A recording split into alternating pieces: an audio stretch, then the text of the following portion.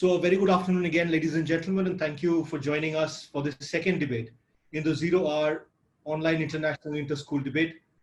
We have been very, very fortunate to have 64 eminent schools with us, battling it out for the top spot as the top debating team in this entire region. I say region because this debate has stretched across from India to Middle East and to Africa. The response has been encouraging, to say the least.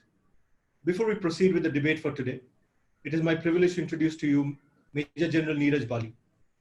Major General Bali has served the Indian Army with distinction for many, many years. He was awarded the Sena Medal for that. So thank you so much for joining. He would be the neutral adjudicator for the debate today. Before we start, if you could have a few words of advice for the students from you. All right, so first and foremost piece of advice is that what you are going to speak, only you know. Nobody else knows. So a couple of things that happen to any debater is that you want to say something and you miss out. And that makes you nervous. That sets a chain of thought in your mind, which makes you nervous as you go forward. Don't be, because nobody else knows what you missed out. These are your thoughts. That is your content. Everyone else is just listening to you. Secondly, you're quite clearly the best. That's why you're here. So there's no reason at all to worry about what's like, going forward, what's happening. And the last point is, all my experience of debating tells me that if there are two mistakes debaters can do is, one is when they forget something, which like I explained to you is not a mistake at all. But when they get more confident and try saying more and more and more, avoid that. Stick to what you decided to say. That's my advice. All the very best. Thank you so much, sir. I'm sure your words will encourage the students today. Today is the second match. This is a Pool B match. On Saturday, we had the first match from Pool A, a wonderful debate that happened with standards being set very, very high. One team scored 118 out of the possible 125 points that its school could score, which sets the bar rather high. As was explained in the rules, you are competing with 15 other schools in your pool for the top spot to qualify for the quarterfinals. Before we move forward, we are very happy to announce that we are powered by Stayfree. Stayfree, a Johnson & Johnson brand, does a phenomenal amount of great work for women's hygiene, especially for children just entering their puberty. Here's a small message from them before we start. मेरे period शुरू हो गए। पहली बार हो रहे हैं मुझे, तो काफी अजीब लग रहा है। पीरियड्स में मुझे आसान काम भी मुश्किल लगता है। बहुत दर्द होता है। मैं किसी के पास बैठ भी नहीं सकती और जब मैं उठती हूँ बार-बार निशान चेक करती हूँ। घर में एक ही वॉशरूम है तो पैड चेंज करने में मुझे शर्म आती है। मुझे पैड को कचरे में छोड़ना पड़ता है हर बार। She may not understand what she's going through. You do. Over 2 million girls will get their first period in lockdown. Your daughter or sister could be one of them. Talk to her. Tell her. It's normal. It's just a period.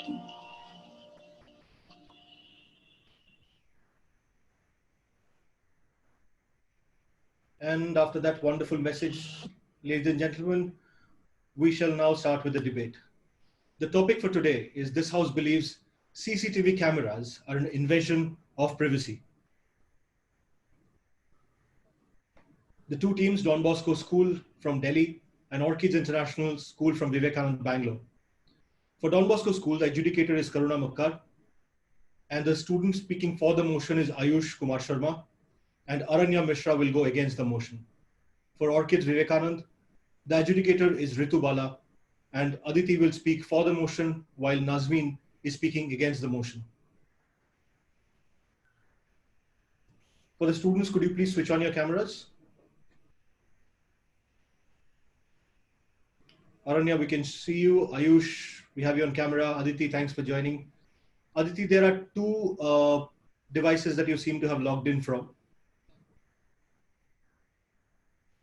Aditi, we can't hear you. What might be my parents? I'll ask them to change the name. All right, cool.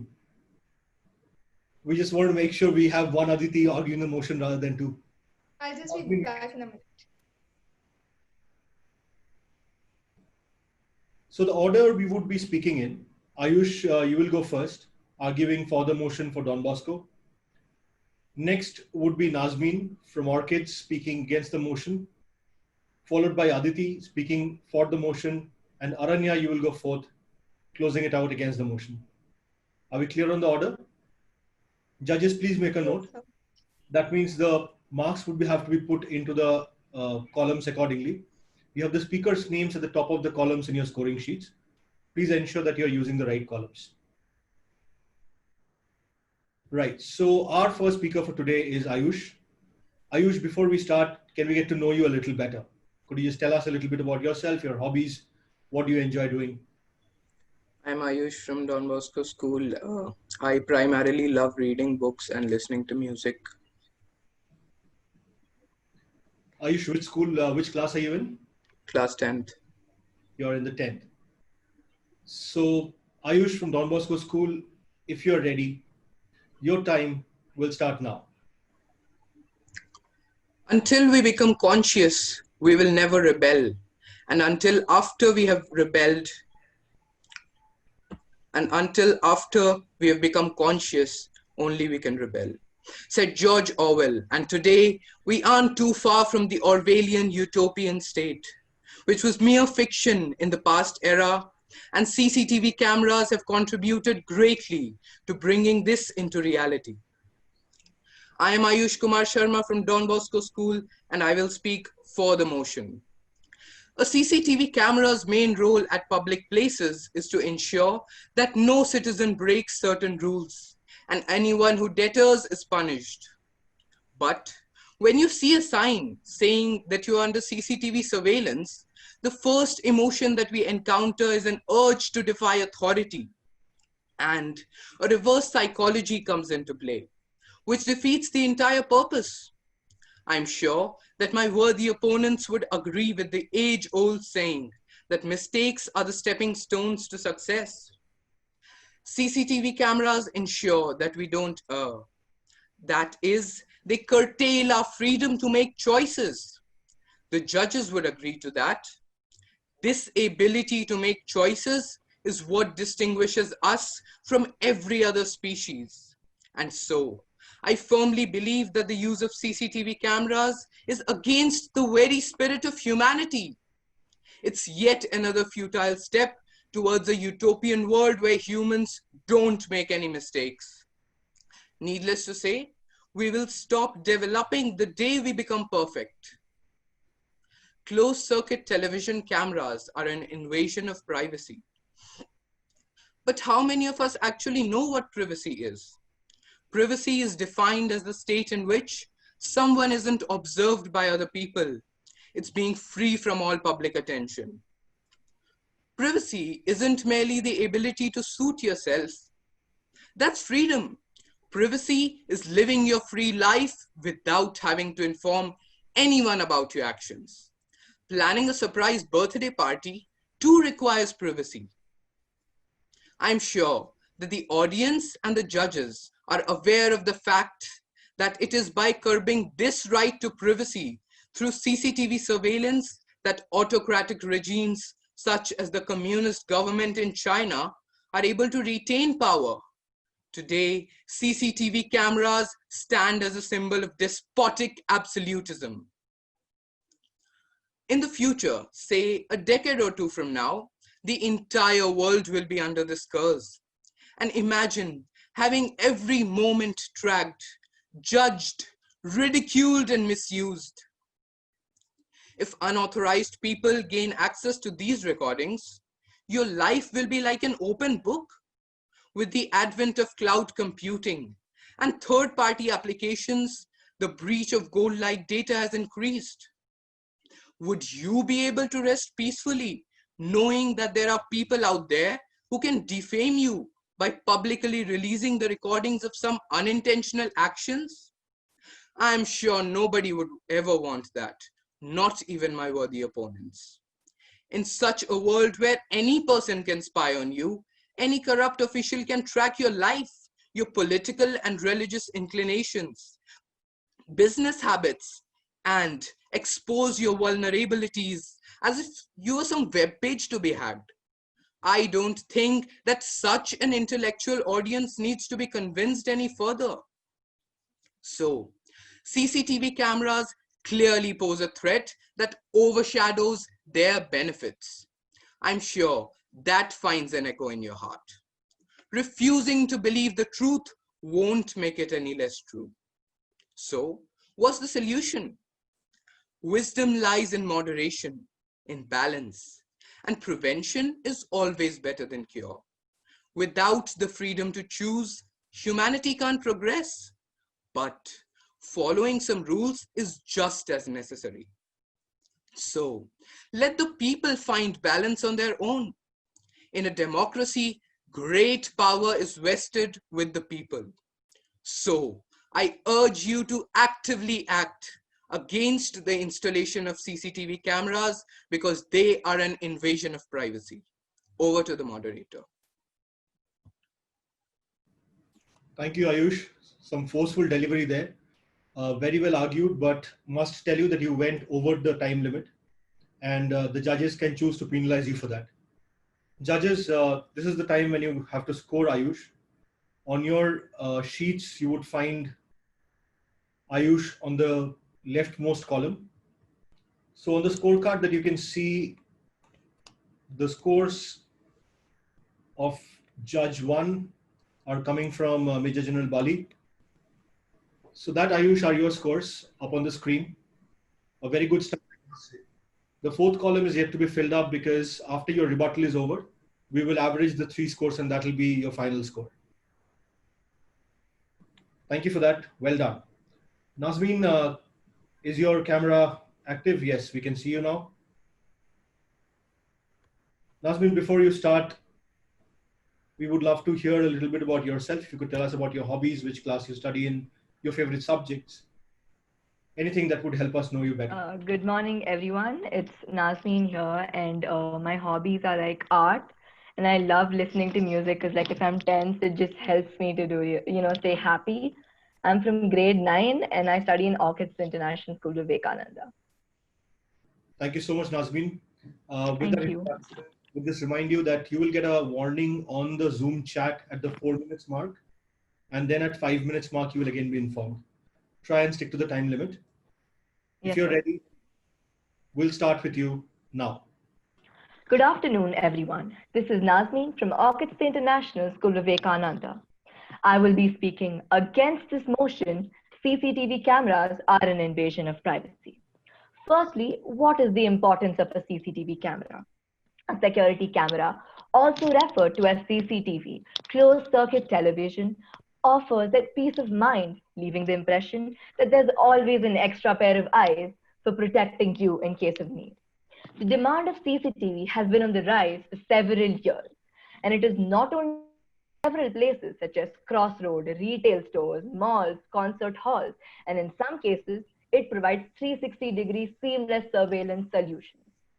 Video cameras in public locations provide evidence and gather clues. In some cases, if there were no CCTV cameras, there would be little or no evidence to convict the person of the crime, and the individual may go free. Additionally, in some cases, the CCTV footage can be used to convict the person of the crime or to prove someone's innocence if they were wrongly accused. Sometimes people usually get to know about a crime after it has been committed. So the CCTV footage serves well for that and serves as a crucial evidence against any crime. Some people may say that we should not have public surveillance cameras in many places. And they say that they invade privacy. The argument here, however, is why be in public if you want privacy?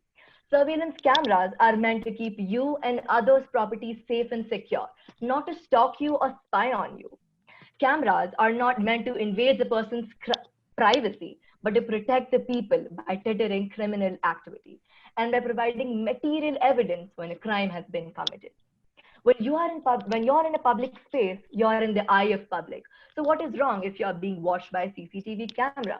For example, if you do something weird in front of people, nobody's going to actually notice you. Police officers are not going to accuse you or arrest you for that. Nor will the surveillance officers actually put the footage on national television. Public surveillance cameras reduce crime rate. The state government claims to have solved over 1,000 crimes in Mumbai and Pune over the past 2 years with the help of closed-circuit television cameras. With potential value of public surveillance cameras, it is demonstrated all the way back to April 2013, when 2 suspects were found out by investigators in the Boston Marathon bombing, while they were sifting through the videos of the CCTV cameras in the cities. And this helped, as this was a vital evidence to find out the criminals, and they were quickly apprehended. The average citizen is caught around 300 times per day on CCTV, and experts believe that as many as 67% thefts could be prevented if there were CCTV cameras present. And 9% of people have CCTV cameras, compared to 40% who have burglar alarms. CCTV does not invade our privacy. It's merely for our good and our protection. One day, if something happens to any of us, we might even have to rely on CCTV cameras to catch a criminal. I would like to conclude by quoting, at the end of the day, the goals are simple: safety and security. CCTV cameras are installed for our protection and as a deterrent to crime.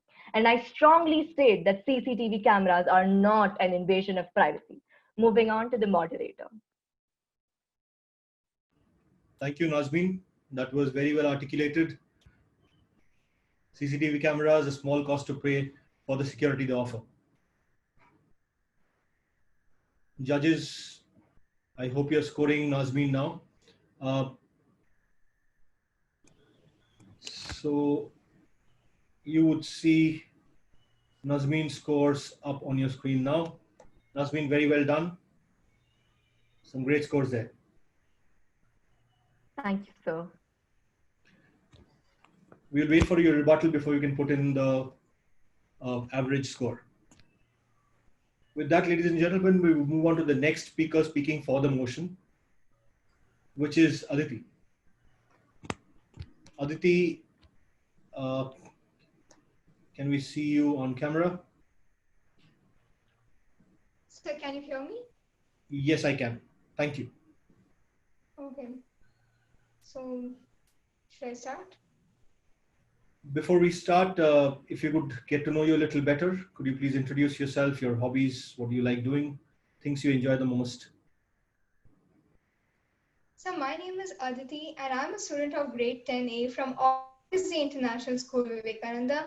My hobbies are generally reading books and novels and playing chess, which is also my favorite game. Could anybody else confirm? I'm getting Aditi's video in a lag. I can hear you clearly, Aditi. Okay.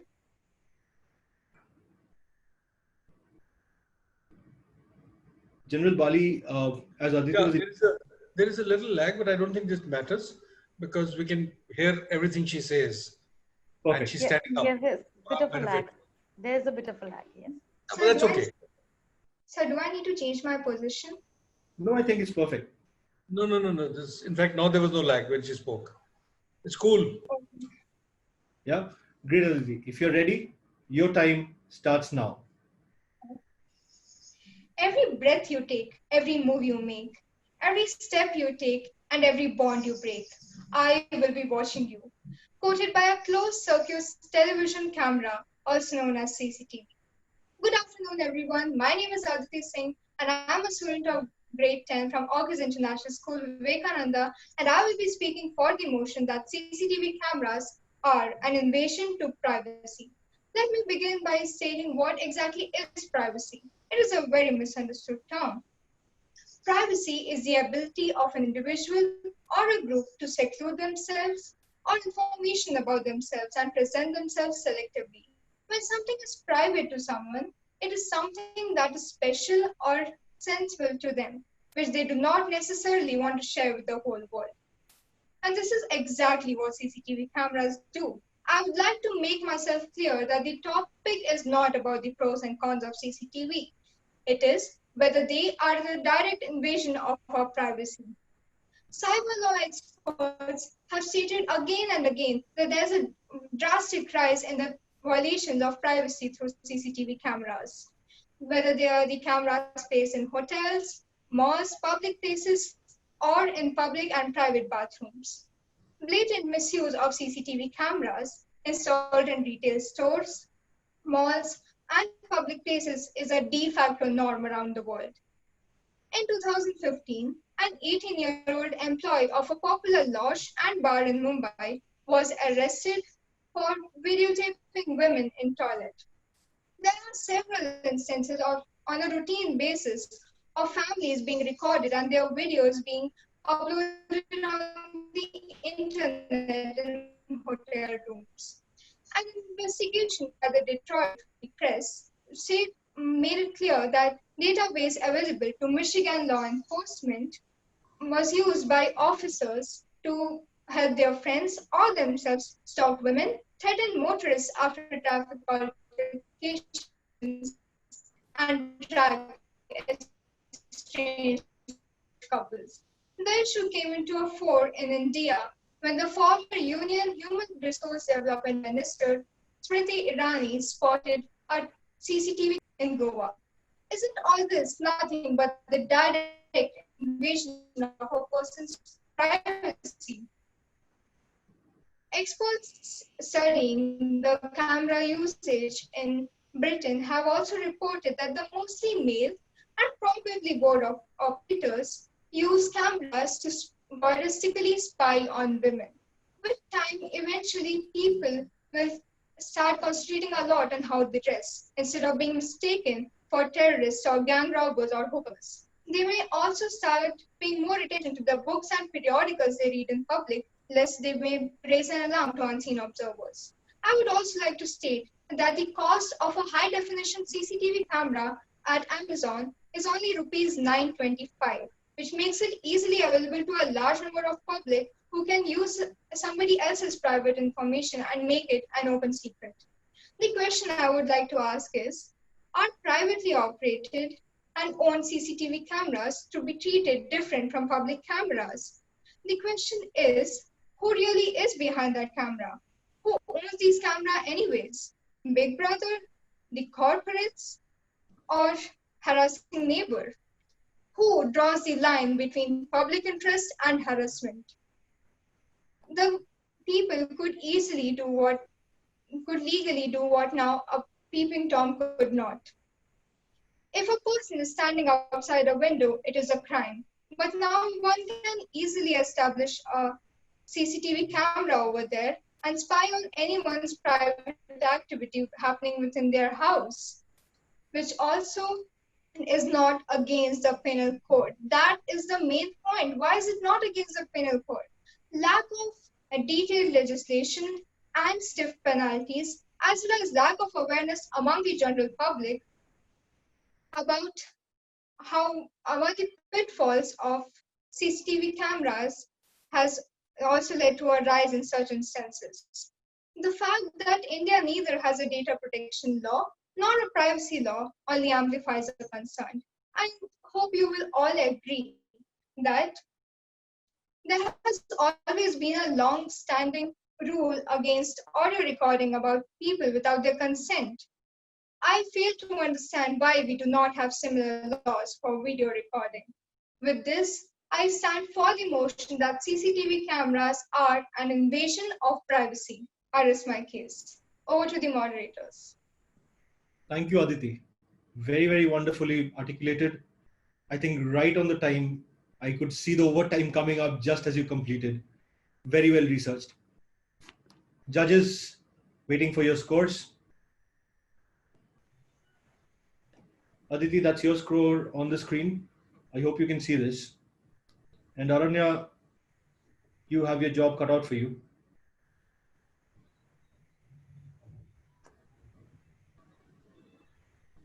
Aranya, we do not have you on camera.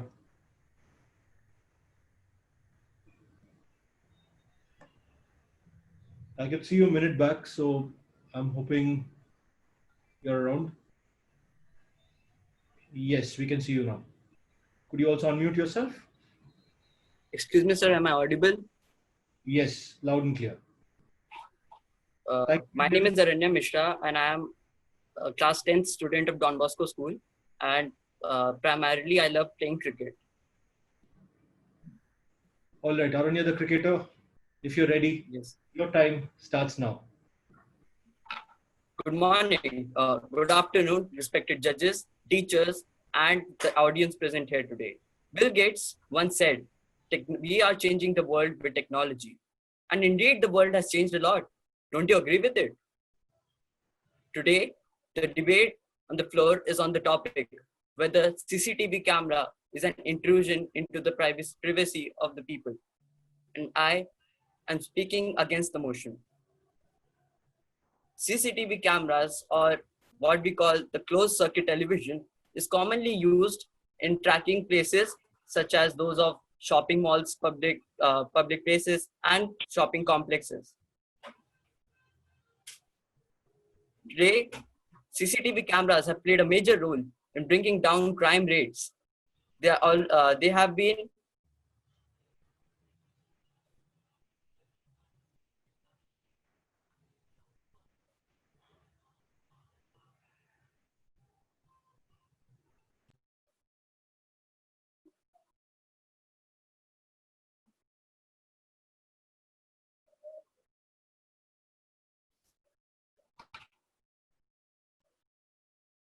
over to the moderator.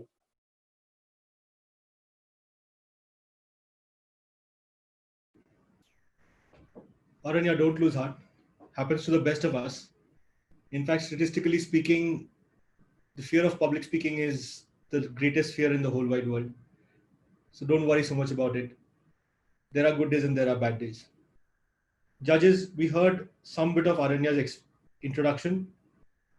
If you could score him on that.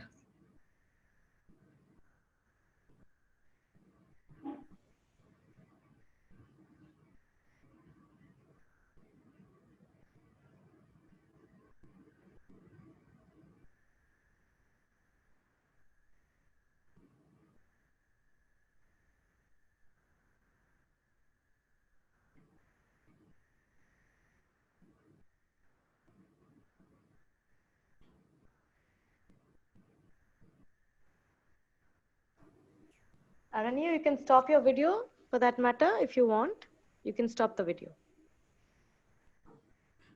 Don't worry, beta. It's absolutely all right. Absolutely fine.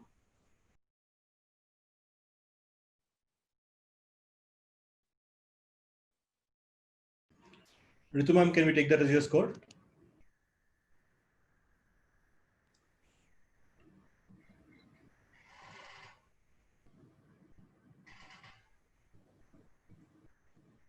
Ritu ma'am, if you're there. Yeah, I'm there.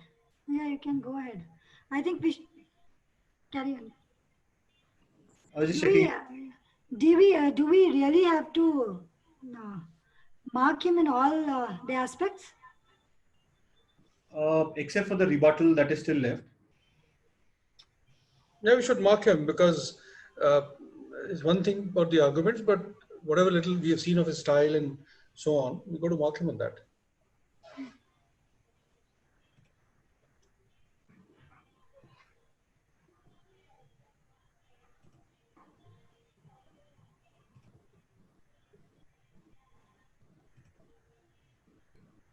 Karuna ma'am, is that your final score? Yes, sir. Thank you, ma'am.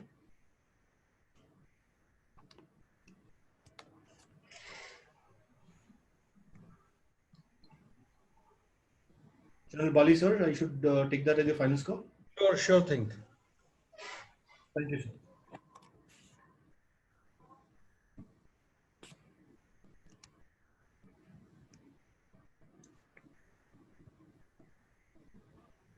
Let me just share my screen. Aranya, those are your scores. As General Bali said, you have been scored for the bit that was heard. In fact, you scored very highly on the use of clear language, which I think was a big plus. I'm sure another round of going at it will help you improve significantly. Don't lose heart because there's still the rebuttal to come. So, if I can take just a second. So, Aranya, I have debated all my life. I've seen this happen before. It's not the first time. Many times I have frozen on the stage and wondering what are the next. I've seen people do this on national television, so don't worry about it. I want you to remember something for the next round, for the rebuttal, that what Mr. Mandela said, it doesn't matter how we fall, how many times we fall. What really matters is how we get up. I want to see you get up in rebuttal. Okay? Thank you.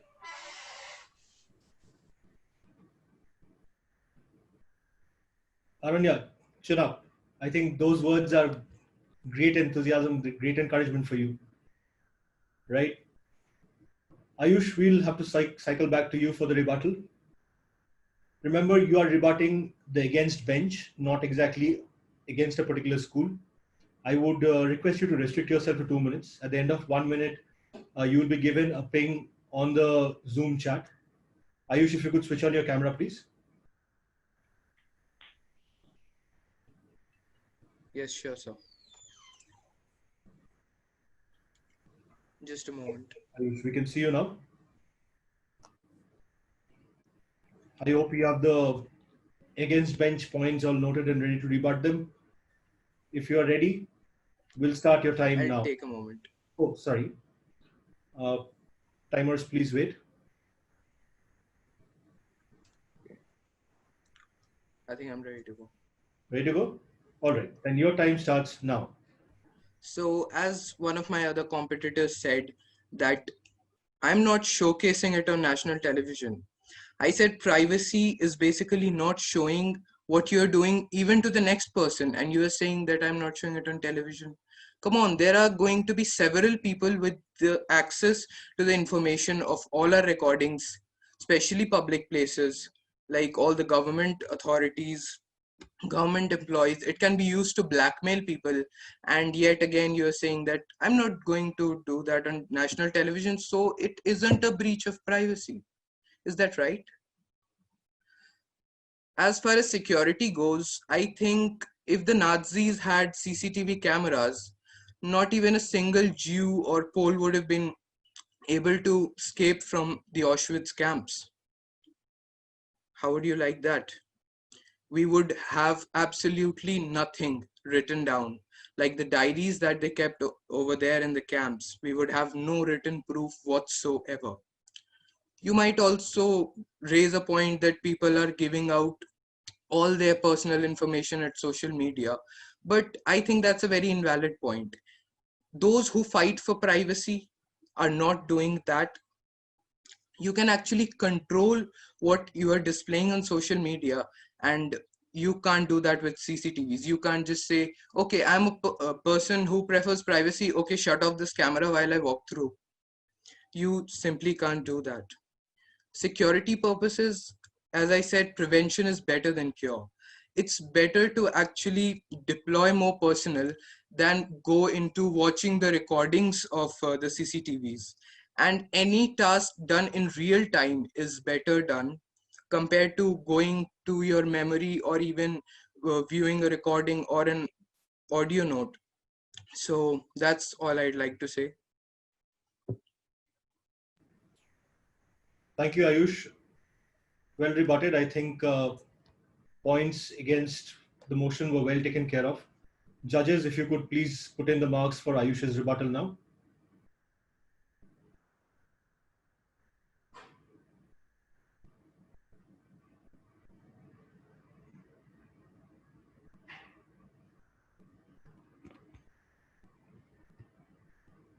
Bali sir, we have your score. Yes. Ma'am, we have yours. Karuna ma'am, we have yours as well.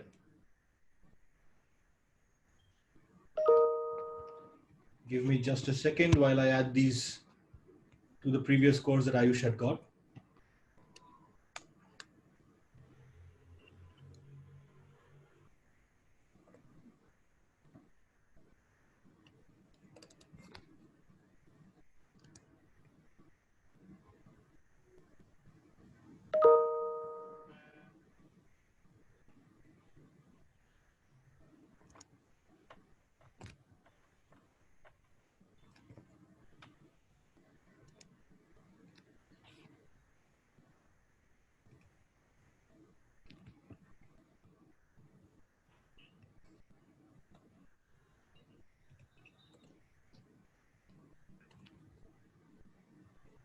As I said before, I'm not enjoying the amount of maths this is making me do. This was supposed to be about public speaking. I'm significantly improving on my math skills here.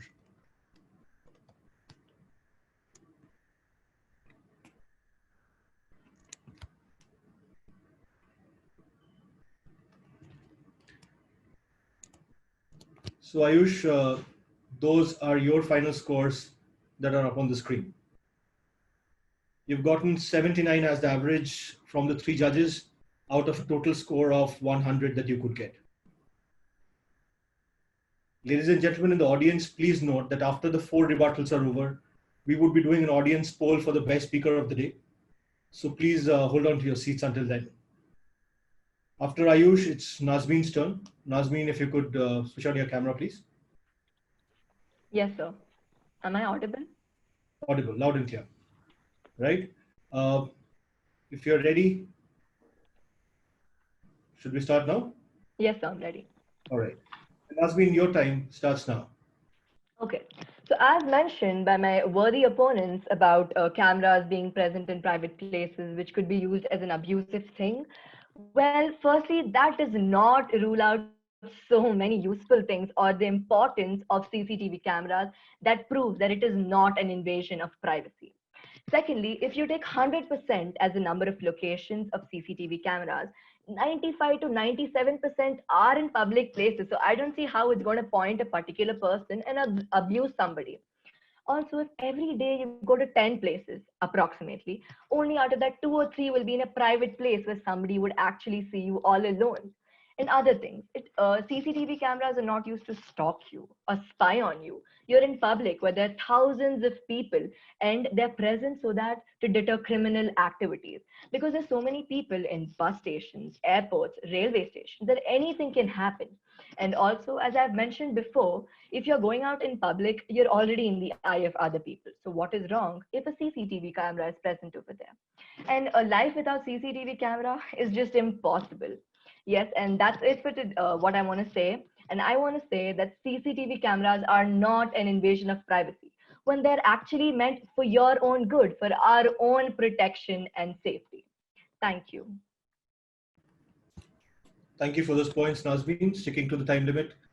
Judges, if you could score her now.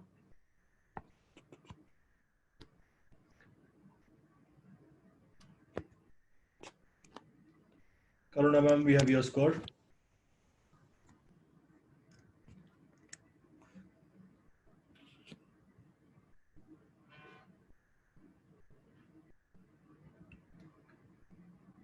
Ritu ma'am, we have your score as well. Mine are done. Done, sir. Got your score. Thank you so much.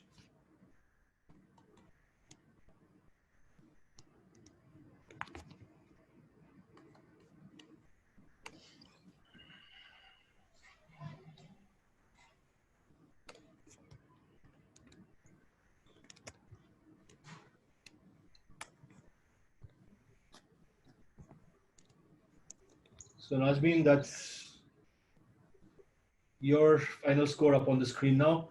Out of a total of a maximum of 100 points, you've gotten 85 as the average, which is very well done. Thank you, sir. Your friends can go one better. Aditi, if you can have you on camera, please. Yes, sir. Yeah, all ready with your rebuttal? Yes, you're audible. Okay. Right. Can I start? If you're ready, your time will start now. Okay. As stated by my worthy opponent, CCTV cameras are used to prevent crimes and they have also been seen to reduce crimes in an area.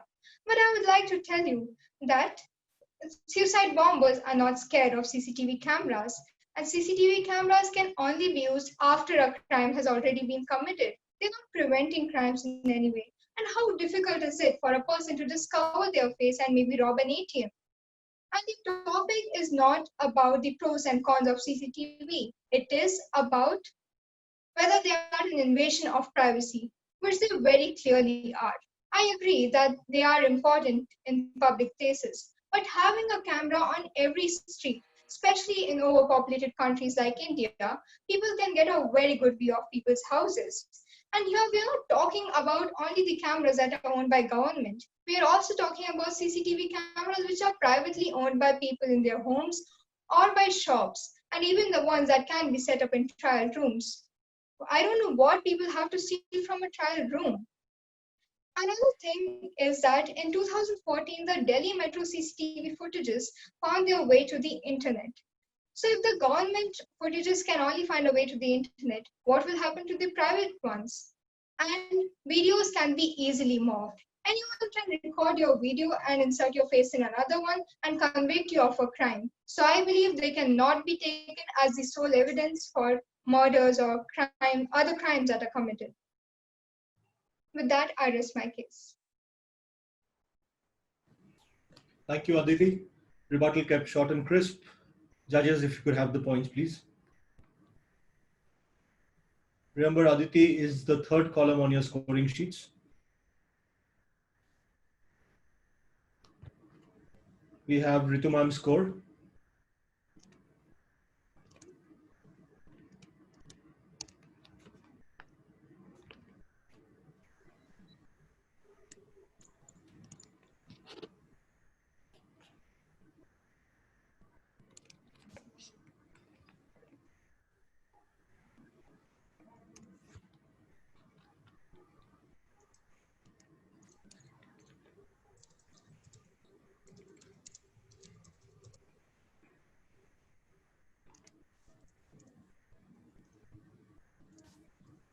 Karuna ma'am, we have your score as well. General Bali sir, we have your score. Is that the final? Yes, yes, please. Thank you so much, sir.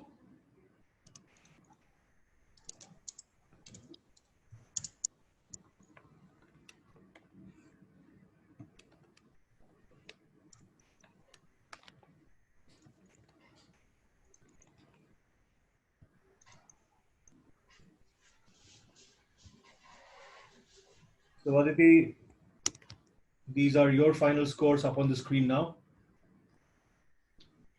You've gotten 86 out of the maximum total of 100 from your arguments and your rebuttal. Very well done. You're leading the debate at the moment. Thank you, sir. Aranya, we have you next. You have your rebuttal for 2 minutes. Are you ready? I think you're on mute, Aranya. If you could unmute yourself.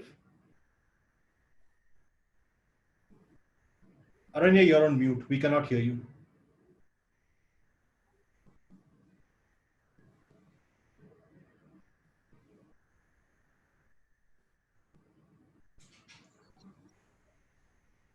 Am I audible, sir? Yes, you're audible now. Thank you for that. Right? If you're ready, your time. Yes, sir. Now.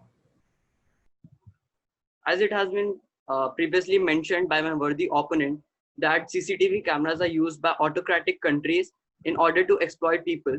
But I would here I would like to humbly inform him that autocratic countries are not the only place where CCTV cameras are being used, and it is totally wrong that CCTV cameras have been made a source of exploitation to the people. There are large examples of democratic countries where they are dependent on surveillance systems which involve CCTV cameras. And I would also like to mention that governments are beholden to protect our private rights, but it is just one of the many governing tasks that the government is handling. Actually, according to the English philosopher, the 19th century English philosopher John Locke, the government is a social contract between the people and their representatives. So when this social contract is signed, the representatives resolve to protect the constituents as well as the constituents' freedom. So in order to ensure this, we as the constituents have to give up some of our rights so that the government can infringe on some of these rights and make sure that we remain protected. And as it is, it's enjoying rights is of no use if we are dead anyways. Over to the moderator. Thank you, Aranya. I think that rebuttal went very, very well. Good to see such a strong bounce back. Judges, if you could score Aranya on your sheets now.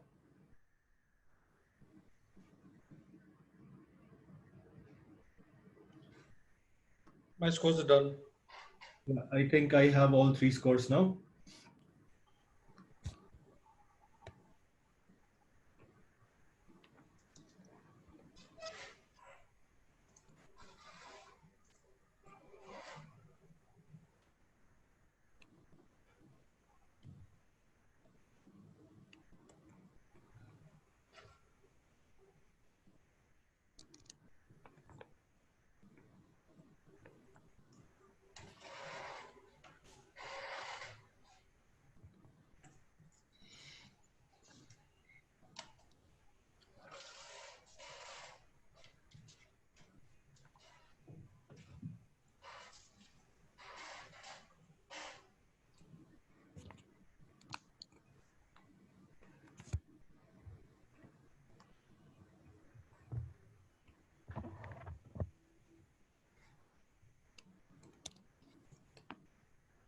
Right. So, Aranya, just hold on for 1 second. We are just taking a second to compile the scores.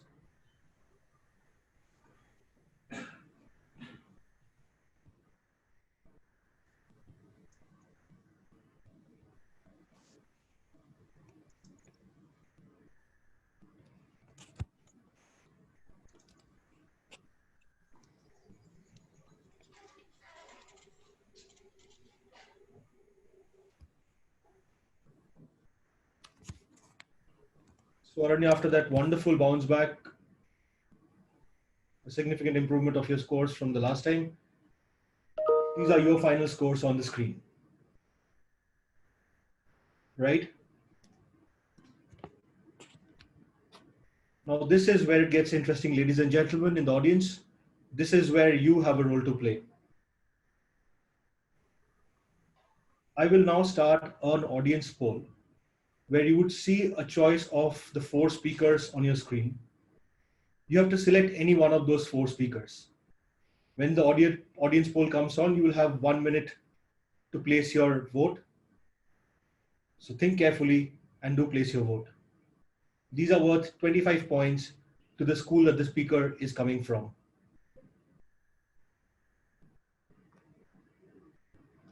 You have the voting on your screen. I can see the votes pouring in hard and fast.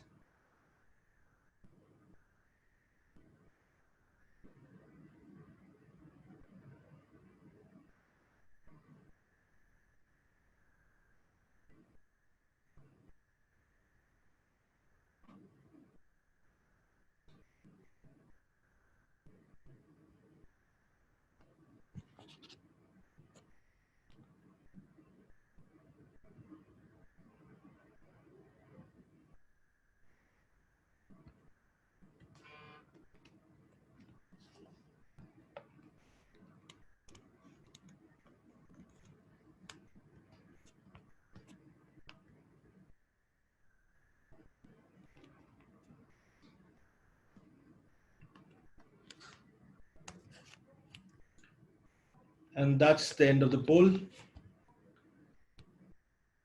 All right, so that poll was close. Aranya, you got 16% of the votes. Nazmeen, you have 25%. Ayush has 27% of the votes, and winning it by a very slim margin, Aditi with 32%. Aditi from Orchids, you get your cool extra 25 points. Thank you, sir. So let me just quickly tabulate the scores so that we can have it up on the screen and ready for you.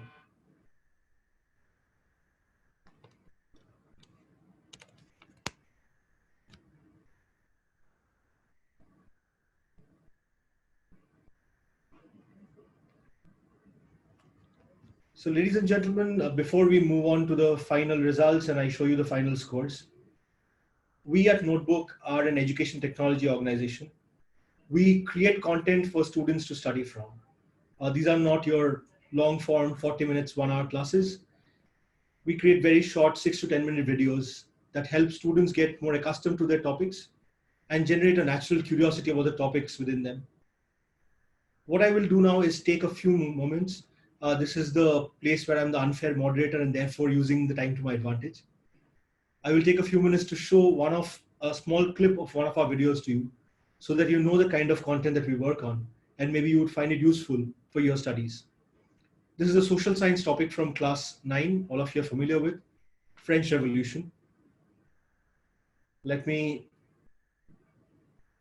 play this for you.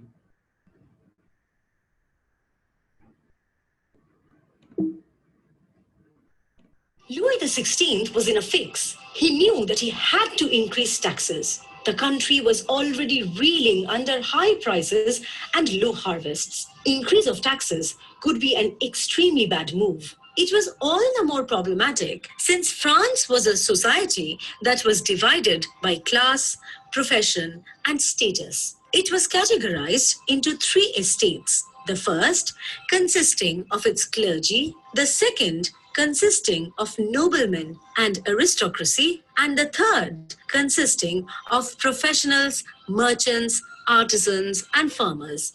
The third estate was the only one that paid taxes. Both the church and the aristocracy was exempt from state taxes. The poor peasants and farmers not only had to pay tile or state tax, but also had to give up 1/10 of their agricultural produce to the church as teeth. Apart from this, they also had to pay taxes to their lords or noblemen, as most farmers were working in fields owned by the nobles. Nobles held 60% of total agricultural land at that time in France. To raise taxes, Louis XVI needed approval and support from a traditional assembly, the Estates General, which had not met for 175 years.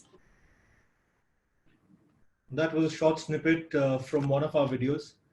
Similarly, you would find videos on our portal, notebook.school, for every topic, for every class across the entire curriculum. I would request you to go and have a look.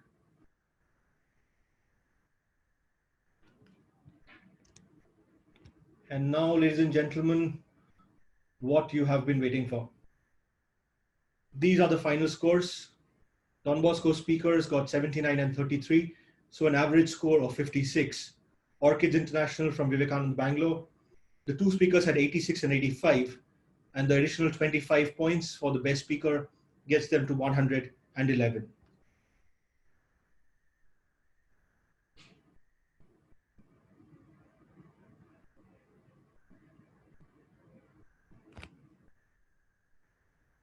Before we move ahead, I would invite General Bali back for his summary. Sir, your views on the entire debate. Thank you. So very briefly, I am very impressed with the standard. I think all 4 of you can be very proud of yourself. The 2 girls were fabulous. So were the other contestants, the 2 boys. And I'm particularly proud of the way Aranya had his comeback game. That's what life is about. I've seen soldiers freeze in the middle of a battle. So that's nothing new, nothing different. I just want to say a couple of things. One is the whole art of debating, indeed persuading somebody to listen to you, comprises of 2 things that you need to balance. One is content and the other is style, how you present. Please remember that you cannot sell a bad product with good advertising, not for long. So therefore, you should, in my view, while focusing on both, should give more emphasis to the content. The content is the king, right? And how you say it, of course, is important, but do remember that the core arguments are what makes the difference. The second is a very minor point, but now that we are in the age of virtual education and virtual debating and so on, how you come across on the camera is equally important. There has to be sufficient light on your face. The camera should be preferably placed at eye level or just a little above the eye level so that it looks as if you're talking to the audience, which used to be the secret when you did offline debating. You always looked at the last row of the audience so that it appeared you're looking at everyone, all right? And you should sit far enough so that if you are the type who's going to make some gestures like Aditi was making and even Nazmeen was making, then they are clearly visible. That's all I have to say. I couldn't have imagined myself doing a debate of this standard even when I was a cadet in the National Defense Academy. So really well done, and thank you. Thank you so much, sir. I'm sure the students stand very, very encouraged. So that, ladies and gentlemen, is the final score. Before we close for today, a quick reminder that we are in partnership with Save the Children Foundation, which is an NGO that does wonderful work for children across the country. They have a short AV that they wanted us to play. It's a heartwarming story, and here it is for you.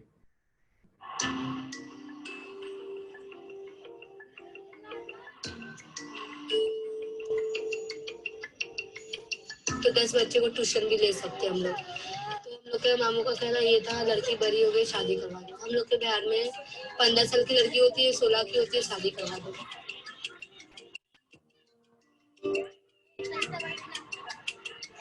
जी हम लोग, मेरी माँ 9th में जब मैं थी ना, तो मेरा मामू है ना, फिर मेरी अम्मी को बोल के मेरा स्कूल भी चलवा दिए। तो फिर 1 साल मेरा भी गैप गया।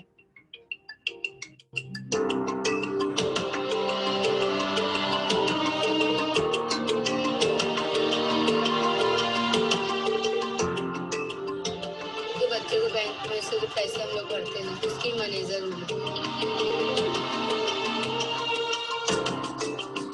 अगर लॉयर बनना है, साहब के लिए लड़ना है मुझे।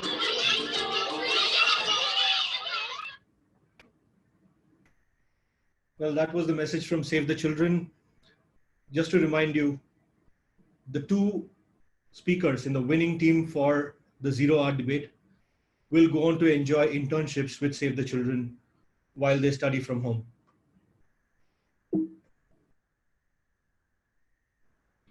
So, ladies and gentlemen, that was today's match.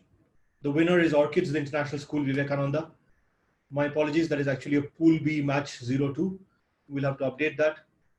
Before we sign off for the day, it is now my privilege to invite Achin Bhattacharyya, who's the founder and CEO of Notebook, to say a few words. Achin, if you're there. Sure, Shubhayu. So I'm really delighted to see some great standards being set in the league stage itself.